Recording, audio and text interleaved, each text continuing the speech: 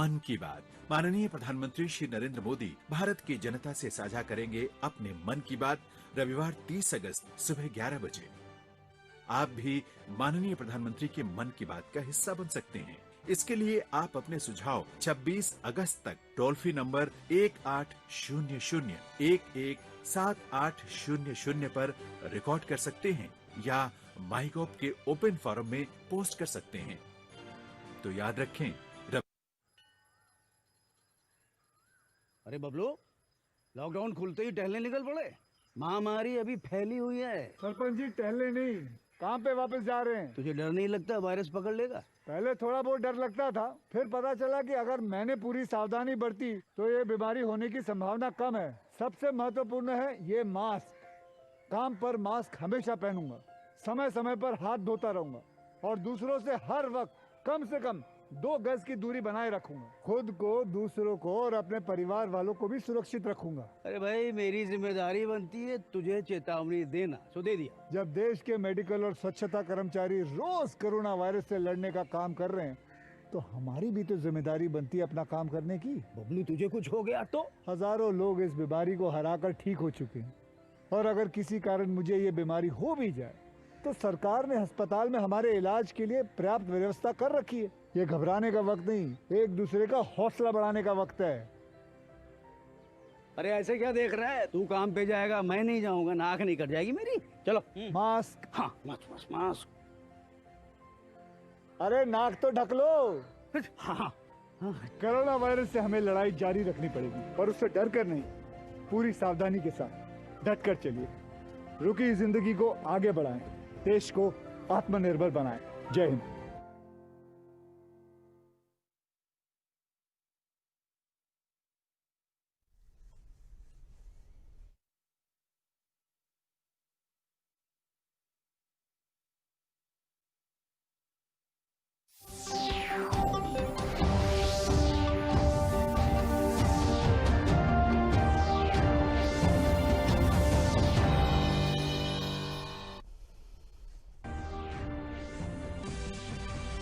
कानून साज असम्बली शोर शराबे और हिज़्ब इख्तिलाफ के दरमियान वज़ीर आला योगी आदित्यनाथ ने मुख्तलिफ जमातों की सख्त तनकीद की।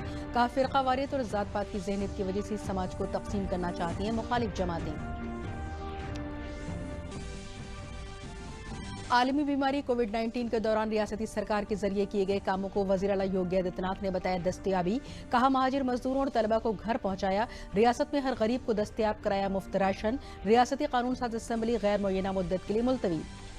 दिल्ली पुलिस को मिली बड़ी कामयाबी, ISIS का दहशतगर्द धौला कुआं में हुआ गिरफ्तार। दिल्ली पुलिस के स्पेशल सेल ने तसादुम के बाद किया गिरफ्तार। पेस्टल और ID बरामद, दहशतगर्द के साथियों की तलाश के लिए ऑपरेशन जारी।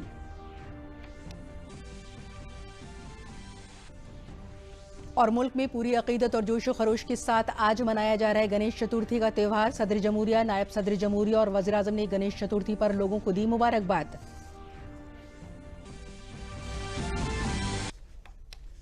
आदाब, खबरों के साथ हाजिर हूं मैं ज़ीबा शहाब और अब खबरें तफसील से। शोर शराबे और हिज़्ब इख्तिलाफ के वॉकआउट के दरमियान वज़ीर आला योगी आदित्यनाथ ने मुखालिफ पार्टियों पर इल्जाम लगाया कि वो फ़िरका वाराना और ज़ात पात की ज़हनियत के जरिए समाज को बांटना चाहती हैं। गुज़िश्ता दिनों भगवान परशुराम को लेकर समाजवादी पार्टी और बहुजन समाज पार्टी के बयानों का जवाब देते हुए वज़ीर आला ने कहा कि रियासत में तकसीम कार पॉलिसियां कभी कामयाब नहीं हो सकती।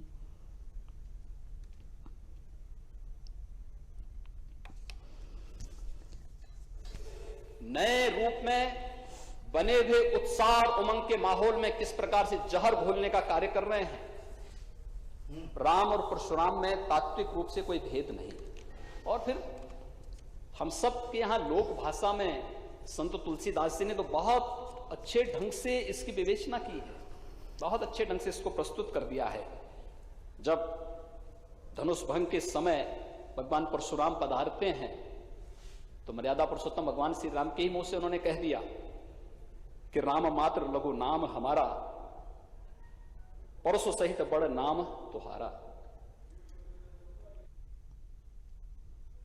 वज़ीर आला योगी आदित्यनाथ ने कहा कि आलमी बीमारी कोविड-19 की वजह से मुल्क भर में लगाए गए लॉकडाउन के दौरान गरीबों को उनकी सरकार ने लगातार ग़िज़ाई अजनास दस्तयाब कराई जो अब भी दी जा रही हैं। महाजिर मजदूरों और बाहर पढ़ने वाले तलबा को भी उनके घरों तक पहुंचाने के कामों का जिक्र करते हुए उन्होंने कहा कि इस दुश्वार दौर में रियासती सरकार की अच्छी कारकर्दगी की वजह से मौत की शरह सबसे कम रही। केस हैं 1,72,000, सक्रिय केस हैं 48,000, उपचारित हुए हैं 1,21,000, मृत्यु हुई है 2,700, कुल टेस्ट हुए हैं 41,84,900। हमारे पास 10 लाख पे केस कुल 744 हैं। मृत्यु प्रति 10 लाख में 12 है और मृत्यु दर है 1.6%। ये देश के अंदर न्यूनतम मृत्यु दर है। 25 मार्च को लॉकडाउन प्रारंभ होने के साथ ही सिफारिश भी लागू होती है और प्रदेश ने 34 लाख से अधिक निर्माण श्रमिक, स्ट्रीट वेंडर, पल्लेदार, कुली, इन सबको भरण पोषण भत्ता देने का कार्य प्रारंभ किया और उत्तर प्रदेश पहला राज्य था जिसने उन गरीबों के लिए इस प्रकार के कार्य की योजना को लागू किया और फिर पूरे देश के अंदर इस कार्यक्रम को लागू किया गया। महोदय, 18 करोड़ लोगों को अप्रैल माह से लेकर के अब तक लगातार महीने में 2-2 बार खाद्यान्न देने का कार्य हो रहा है उत्तर प्रदेश के अंदर, प्रधानमंत्री गरीब कल्याण पैकेज के अंतर्गत और उत्तर प्रदेश पीडीएस की जो स्कीम है उसके अंतर्गत भी ये कार्यक्रम लगातार चल रहे हैं। कोरोना कालखंड में उत्तर प्रदेश पहला राज्य था जिसने किसानों की कोई भी समस्या को बाधित नहीं होने दिया। समय पे फसल की कटाई हो, हार्वेस्टर पहुंचे, रैपर पहुंचे, किसानों के यहां उनको कंबाइन मशीन उपलब्ध हो जाए, हमने परमिशन दी, वहां पर हर प्रकार की सुविधाएं उपलब्ध करवाई, सारे कार्यक्रम आगे बढ़े। 119 चीनी मिलें थी, सभी 119 चीनी मिलें इस दौरान चलाई गई। 2,500 कोल्ड स्टोरेज थे, सभी कोल्ड स्टोरेज चलाए गए। और तो उत्तर प्रदेश के सामने 25 को लॉकडाउन होता है मार्च को, 27 तारीख को दिल्ली से जबरन उत्तर प्रदेश और बिहार के लोगों को भगा दिया जाता है और उसके बाद जो स्थिति पैदा होती है, जिस प्रकार की स्थिति पैदा होती है दिल्ली बॉर्डर पर, गाजियाबाद में, नोएडा में, उत्तर प्रदेश परिवहन निगम ने अगले 48 घंटे के अंदर सभी 3.5 से 4 लाख उत्तर प्रदेश वासियों को भी और बिहार वासियों को भी सुरक्षित उनके गांव तक या क्वारंटीन सेंटर तक पहुंचाने का कार्य किया। ये उत्तर प्रदेश ने ही किया।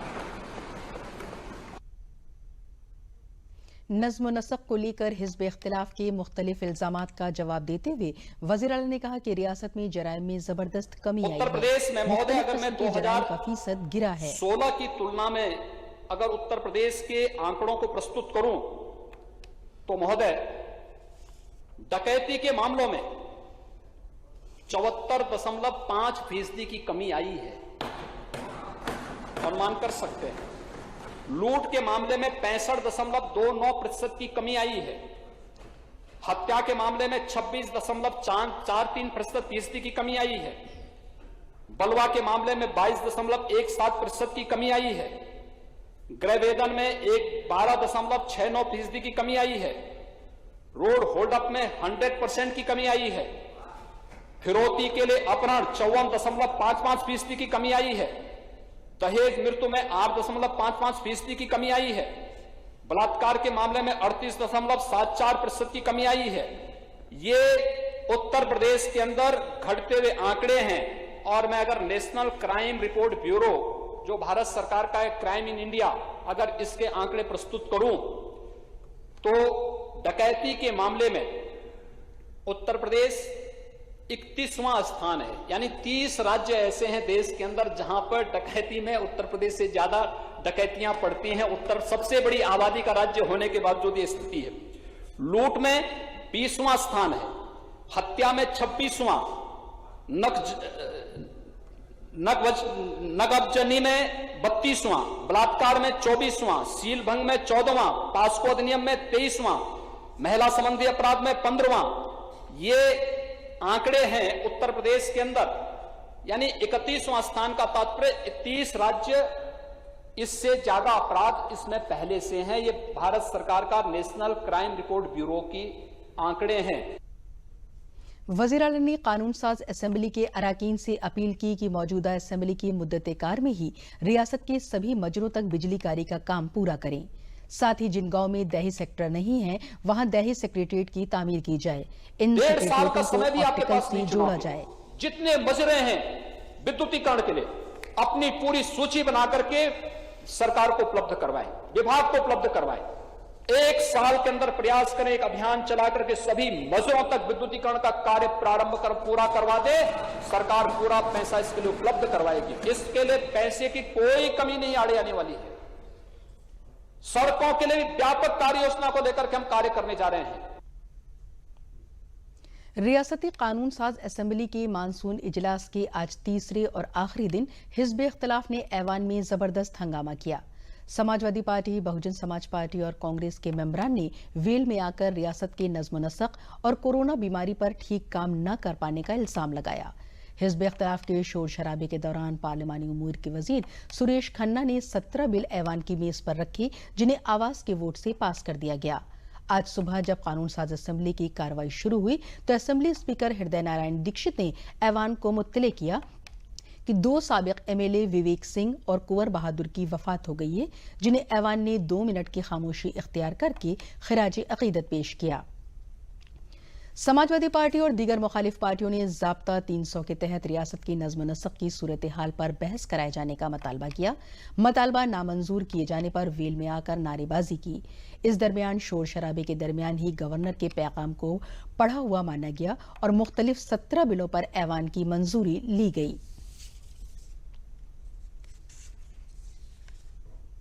दिल्ली पुलिस के स्पेशल सेल को आज एक बड़ी कामयाबी हाथ लगी। दिल्ली पुलिस ने दहशतगर्द तंजीम ISIS से मुबैना तौर पर वाबस्ता एक दहशतगर्द को IID के साथ गिरफ्तार किया है। जानकारी के मुताबिक कल रात करीब 12 बजे धौला कुआं से करोलबाग के रास्ते पर रिंग रोड के पास ये तसादुम हुआ, जिसके बाद दहशतगर्द को पकड़ा गया। दहशतगर्द के पास से IID और पिस्टल बरामद किए गए हैं। पकड़े गए दहशतगर्द की पहचान अब्दुल यूसुफ के तौर पर की गई है। जांच एजेंसियों के मुताबिक दहशतगर्द दिल्ली के खास इलाके को निशाना बनाने के लिए आया था। हालांकि उसके मकसद का अभी पता नहीं चल पाया है। दहशतगर्द की निशानदेही पर दिल्ली और दिल्ली से बाहर ऑपरेशन जारी है। पुलिस को उसके साथियों की तलाश है। दिल्ली पुलिस के स्पेशल सेल के जरिए धौला कुआं में मुठभेड़ के बाद गिरफ्तार किए गए ISIS दहशतगर्द को लोधी कॉलोनी में स्पेशल सेल के ऑफिस में लाया गया है।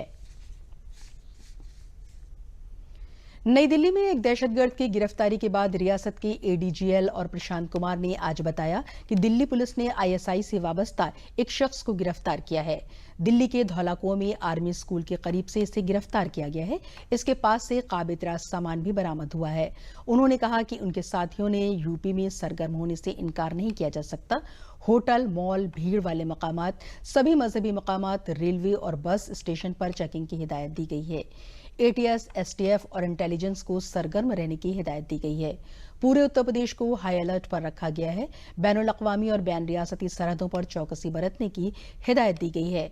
गिरफ्त में आए दहशतगर्द के बलरामपुर का बाशिंदा होने के सवाल पर उन्होंने कहा कि कुछ मालूमात ऑपरेशन से जुड़ी हैं, जिन्हें अभी बताया नहीं जा सकता। IS के से संबंधित एक व्यक्ति को आपत्तिजनक सामग्री के साथ गिरफ्तार किया गया है। गिरफ्तारी के बाद यह ज्ञात हुआ है कि इस व्यक्ति का संबंध उत्तर प्रदेश से है। इस व्यक्ति के अन्य साथियों के भी सक्रिय होने के इनकार नहीं किया जा सकता है।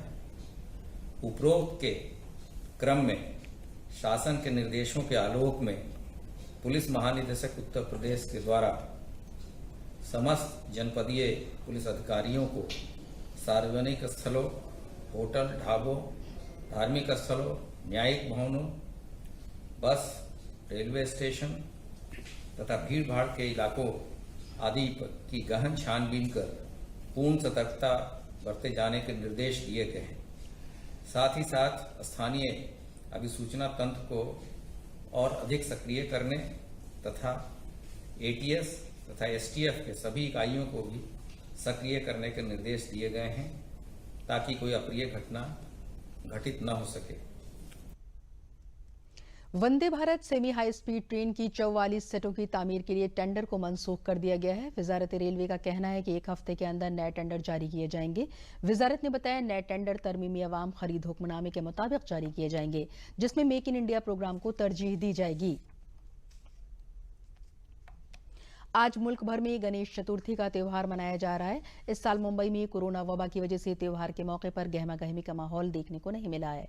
सरकार की तरफ से पहले ही कोविड के खतरे को देखते हुए गणपति की मूर्ति को लेकर हिदायत जारी की जा चुकी है, जिसके मुताबिक अवामी मंडल की मूर्तियों की ऊंचाई 4 फीट से ज्यादा नहीं होनी चाहिए और रिहायशी अहातों में एक फ्रेंडली मूर्तियां 2 फीट तक ही होनी चाहिए।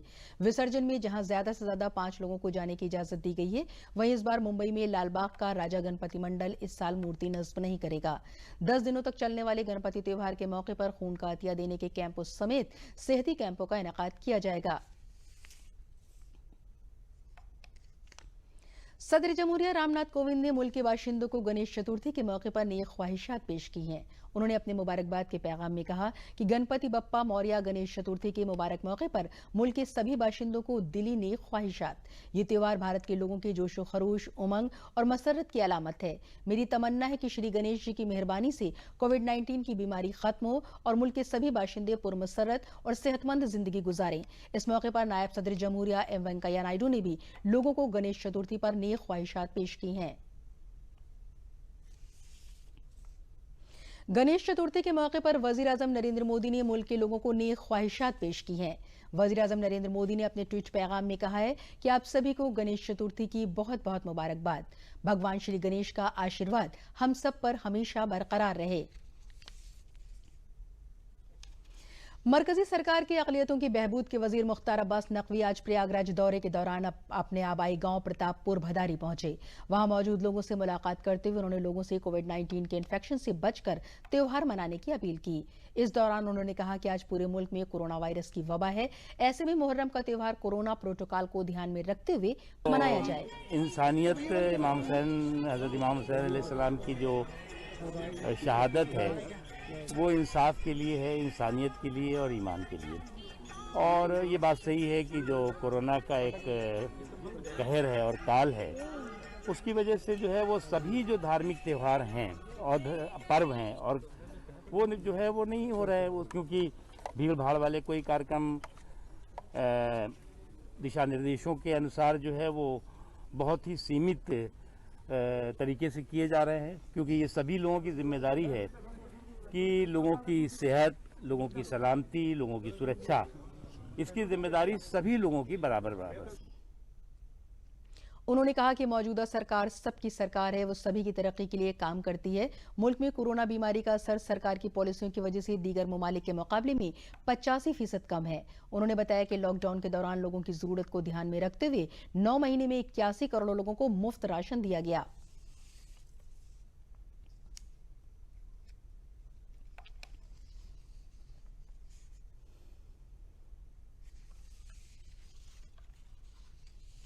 देखिए, हमारी सरकार समावेशी विकास, सर्वस्पर्शी सशक्तिकरण के प्रति समर्पित है और समाज के हर व्यक्ति की आंखों में खुशी, उसकी ज़िंदगी में खुशहाली आए, इसके लिए हम काम कर रहे हैं। हमारा मंत्रालय भी शिक्षा के क्षेत्र में, रोजगार के क्षेत्र में, स्वास्थ्य के क्षेत्र में, जो तमाम इंफ्रास्ट्रक्चर है उसके क्षेत्र में युद्ध स्तर पर काम कर रहा है। उसके साथ ही साथ जो सरकार की विभिन्न योजनाएं हैं, उन योजनाओं का लाभ समाज के सभी वर्गों को हो रहा है। कालीन की बरामदात के फरोग की कौंसिल के जरिए 40वें इंडिया कारपेट एक्सपो के पहले वर्चुअल खुसूसी तिजारती मेले का इनेकाद किया गया। इस मेले का ताल्लुक हाथ से बने कालीनों से है। इसका इफ्तिताह कपड़े और ख्वातीन और बच्चों की बहबूद की मरकजी वजीर स्मृति ईरानी ने एक कॉन्फ्रेंसिंग के जरिए किया। कोविड-19 की बीमारी के दौर में भारत के पहले वर्चुअल कालीन एक्सपो के इनेकाद की सताइश करते हुए उन्होंने कहा कि कोशिश करने वालों की कभी हार नहीं होती। उन्होंने कहा कि यह सनत वजीर आजम के सबका साथ, सबका विकास और सबका विश्वास के नुक्ते नजर पर अमल कर रही है। उन्होंने सनत की तरक्की के लिए अपनी वजारत की तरफ से कालीन के फरोग के शोबे को पूरी हिमायत देने की यकीन दहानी कराई। Carpet Export Promotion Council brings together for the first time ever a virtual exhibition of Indian carpets. On this platform, you will be joined by over 200 Indian companies who will bring to you the legacy, the mastery of Indian carpets. This industry supports over 20 lakh artisans in India and as of last year had an export potential of $1.6 billion. On this platform, we are happy to have the participation of over 400 buyers from 54 countries. I wish this exhibition my best and assure you of all the support from the Ministry of Textiles, Government of India. अभी ये first time virtual fair लग रहा है और ये सब के लिए एक चैलेंज की बात है। सीपीसी ने काफ़ी इसमें मेहनत किया है और इसमें लगभग 300 एक्सपोर्टर पार्टिसिपेट कर रहे हैं। अभी ये पहला दिन है, अभी तो बहुत कुछ समझ में आ नहीं रहा है। पहले दिन तो सारा समझने में ही लग रहा है निकल जाएगा, लेकिन हमें लगता है कि चूँकि सारी जगह लॉकडाउन है और इस महामारी की वजह से बाहर कहीं ट्रैवल नहीं कर पा रहे हैं, तो हमें लगता है वो लोग इस पे समय देंगे, देखेंगे और इससे कुछ पॉजिटिव रिस्पांस आएगा।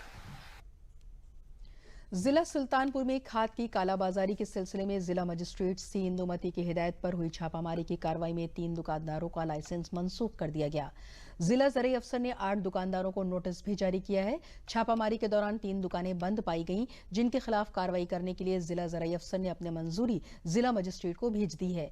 जिले में गुज़िश्ता एक हफ्ते से यूरिया खाद के लिए किसान, सरकार और निजी दुकानों पर लंबी कतारों में लगे रहे। इस दरमियान किसानों के बढ़ते मतालबे को देखकर साबिक मरकजी वजीर और रुकन पार्लियामेंट मेनका गांधी की कोशिश से गुज़िश्ता 3 दिनों में यूरिया के 2 रैक पहुंच जाने से किसानों को राहत मिली है।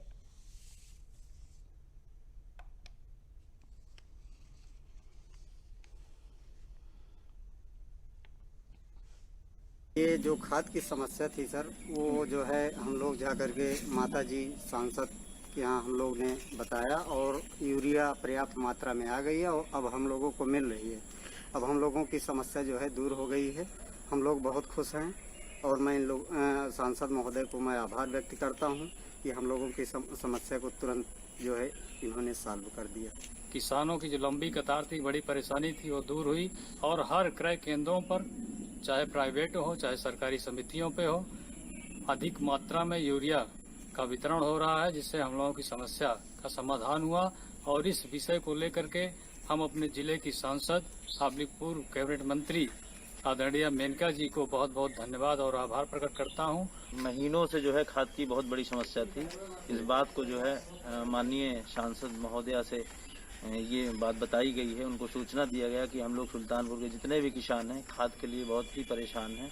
तो महोदया ने जो है ये खाद के ऊपर विशेष जो है ध्यान को केंद्रित करते हुए जो है इन खाद की उपलब्धि सुल्तानपुर में भारी मात्रा में करवाया है। आज किसान खुद है, मैंने भी खाद ले लिया है और सुल्तानपुर के जितने भी किसान हैं उनको खाद प्रोवाइड कराई जा रही है। बड़ी खुशी की बात है। 19 तारीख को आपको मालूम है कि एक रैक आ गई थी, 3000 मैट्रिक टन खाद यहाँ आ गया था क्रिप्को का, जो सभी सेंटरों के माध्यम से वितरण हो रहा है। आज फिर से 1500 मीट्रिक टन सुल्तानपुर को और प्राप्त हो गया है, जो प्राइवेट खाद विक्रेताओं के माध्यम से जो विक्रय किया जाता है चांद खाद, वो 1500 मीट्रिक टन से अभी उपलब्ध हो गया है। अभी फिर से एक सूचना आ गई है कि कल तक इफ्को की एक रैक पूरी आ रही है, जो 2650 मीट्रिक टन खाद हैं। हम लोगों ने ये किया है, जिला प्रशासन के स्तर पे तो ये लगातार मॉनिटरिंग अब 2 दिन से की जा रही है कि कहीं भी अधिक दाम पे किसान को नहीं उपलब्ध हो, जो उचित दर है उसी पे मिले। हम लोगों ने भी अपने पार्टी के समस्त कार्यकर्ता के माध्यम से इसको मॉनिटरिंग करवाएंगे। हमने जिला कृषि पदाधिकारी से सूची मांगा है कि किस किस केंद्र पे आपने कितना खाद आवंटित किया, उसको मॉनिटरिंग करा के हमारे समस्त किसान भाइयों को इसको उचित दाम पे ही खाद मिले, ऐसा हम लोग प्रयास कर रहे हैं और निश्चित रूप से मिलेगा। कोरोना के खिलाफ सरकार के सख्त इक़दामात के बेहतर नताइज सामने आ रहे हैं। सेहत और खानदानी बहबूद की वजारत के मुताबिक मुल्क में कोरोना वायरस वबा से इन्फेक्टेड लोगों में से अब तक 22,22,000 से ज्यादा मरीज सेहतयाब हो चुके हैं। गुज़िश्ता 24 घंटों में 63,631 कोरोना मरीज ठीक हुए हैं, जिसके बाद मुल्क में रिकवरी रेट बढ़कर 74.69% हो गया है। मुल्क में कोविड से अमवात की शरह घटकर 1.87% रह गई है। आलमी सेहत तंजीम ने उम्मीद जाहिर की है कि 2 साल से कम मुद्दत में दुनिया कोरोना वायरस से फैली वबा से पाक हो जाएगी। आलमी सेहत तंजीम के सरबराह डॉक्टर टेड्रो एडनाम गियरलेस ने कहा है कि साल 1918 के स्पेनिश फ्लू के मुकाबले में कोरोना वायरस से फैली वबा पर जल्द काबू पाया जा सकता है। उन्होंने कहा कि आलमगीर और पूरी दुनिया के एक दूसरे के साथ राब्ते में आने से कोविड-19 इन्फेक्शन दुनिया भर में तेज रफ्तार से फैला। जिला जालौन के उरई में रामनगर के रहने वाले अमित कुमार और उनके दोस्त नरसिंह वर्मा ने सैनिटाइजर मशीन बॉक्स बनाया है जो किसी भी शख्स को या सामान को सैनिटाइज कर सकता है। अमित कुमार और नरसिंह वर्मा को इस मशीन को बनाने में 2 महीने का वक्त लगा है। यह मशीन कॉलेज, ऑफिस और माल हर जगह लगाई जा सकती है। इसके बनाने पर 15,000 रुपए का खर्च आया है।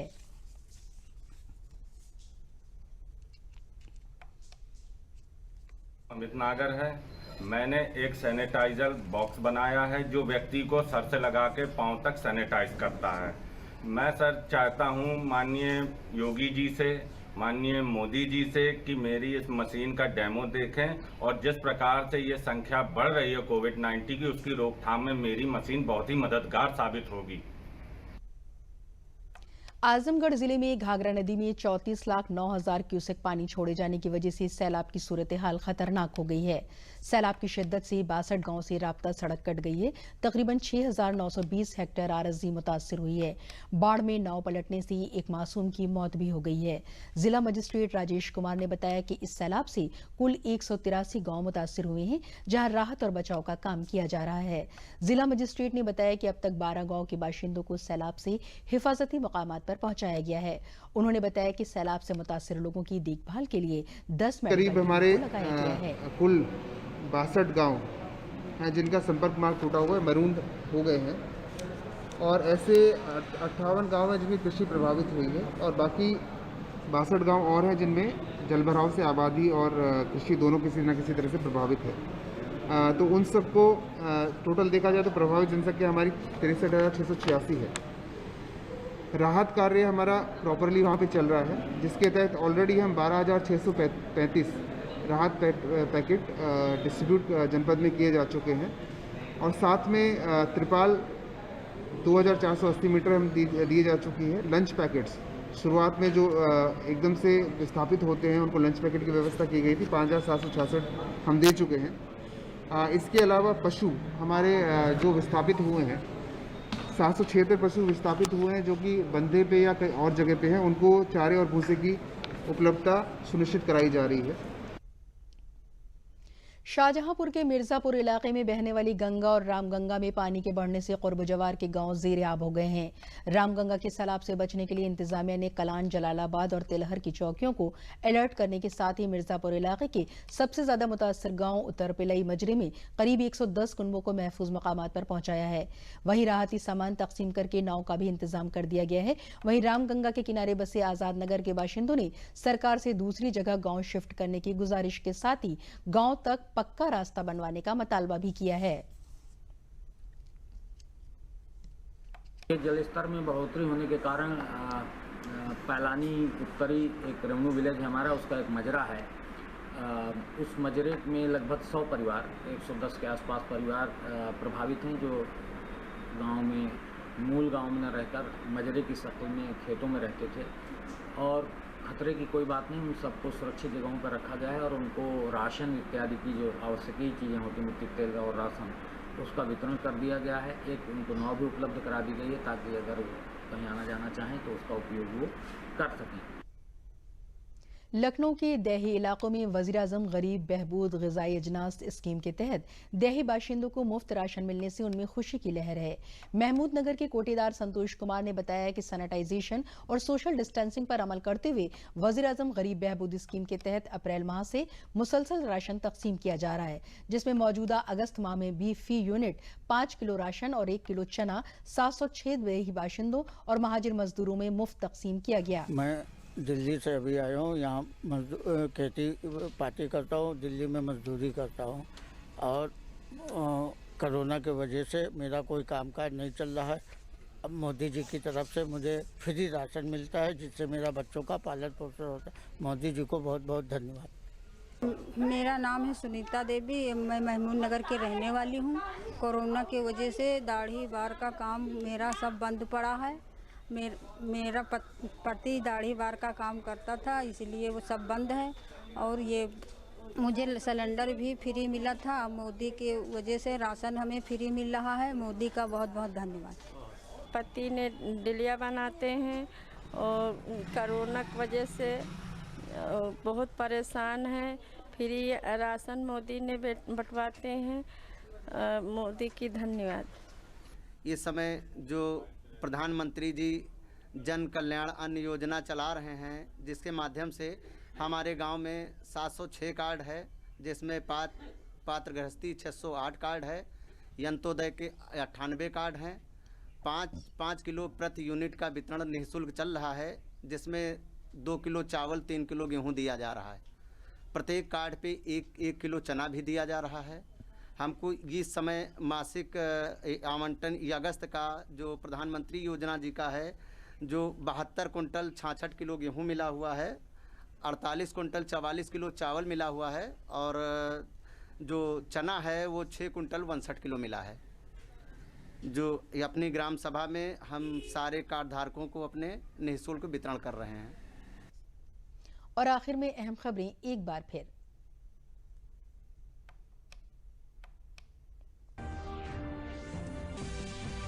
कानून साज असेंबली शोर शराबे और हिज़्ब इख्तिलाफ के दरमियान वज़ीर आला योगी आदित्यनाथ ने मुख्तलिफ जमातों की सख्त तनकीद की। कहा, फ़िरका वारियत और ज़ात पात की ज़हनियत की वजह से समाज को तकसीम करना चाहती हैं मुखालिफ जमातें।